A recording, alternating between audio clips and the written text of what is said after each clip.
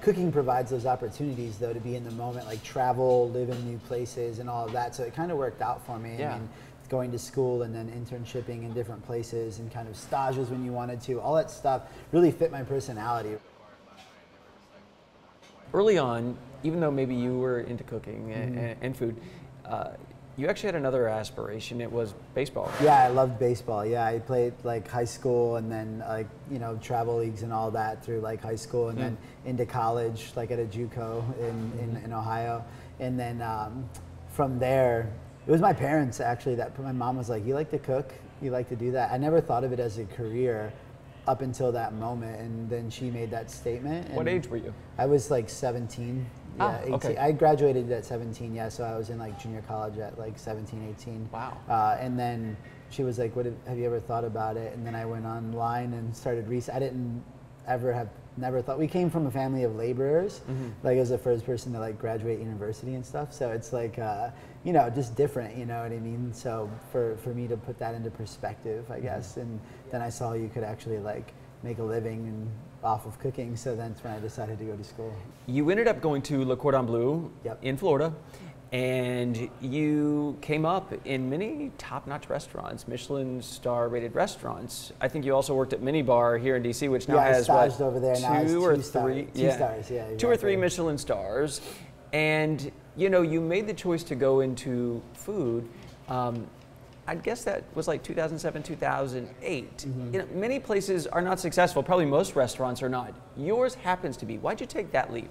So when Ripple, where it was at before this, was closing, it was kind of an opportunity to be like, I can commit this time to somebody else's restaurant again, or possibly seek my own investment and like take that leap. Because I don't think anyone's ever ready, right? Like, you don't really learn the business side when you're working for somebody else. They handle that to let you keep cooking and all of that. So for me, it was like, there's a lot to develop at that time from more than just a cooking standpoint.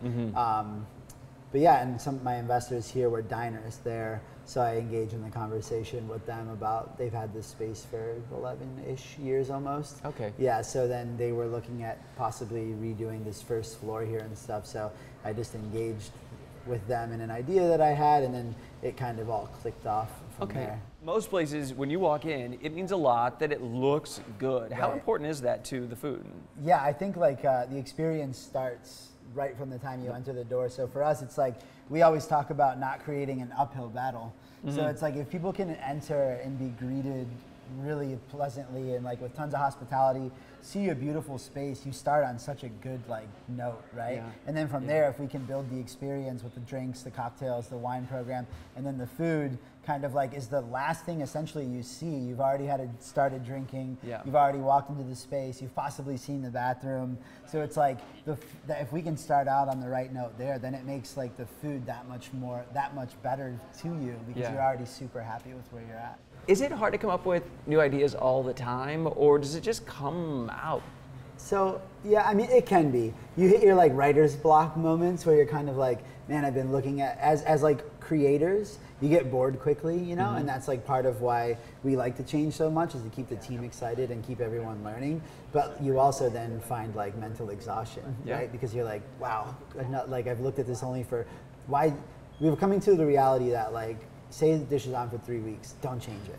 If it's outstanding and it's only been on for 3 weeks and the ingredients are still in their peak and everything tastes great, give it 3 more weeks, right? Because like, you've only served it to a handful of people over 3 weeks. Absolutely. So and someone might come back. Exactly, looking for it. Yeah. So like, now we're getting better at kind of like limiting our changes. Well, we still change often, but limiting them, so that way we really you know, helps here, helps mental stability, kind of just like stay focused on what you're doing. And then honestly, the dish is better 3 weeks in than it was on day one, because everyone's had practice with it. And probably use the same pâte sucrée that we're making for the duck right now, and do a larger tart. Bresca has been such a giant success. Are you surprised at your success? Yeah, I am. I mean, like, I think we've always put forth the effort, right? Like, we try very hard. We commit countless. When the first thing people is like, how do you like get a star? Personally, I don't know. Like, there's no equation, I don't think. But I think commitment is like the first thing. Like commitment to excellence and hospitality, and trying to just like make sure that if I wake up, if we close Bresca, I can look myself in the mirror and be like, I gave it. Everything that I had if it were to something were to happen, right? And that's like the part that I think I could never, being the athlete, being all of that, that's the part that I need to know, right? Is that like I can look myself in the mirror and be like, that's 100% like I did everything I could have for that restaurant.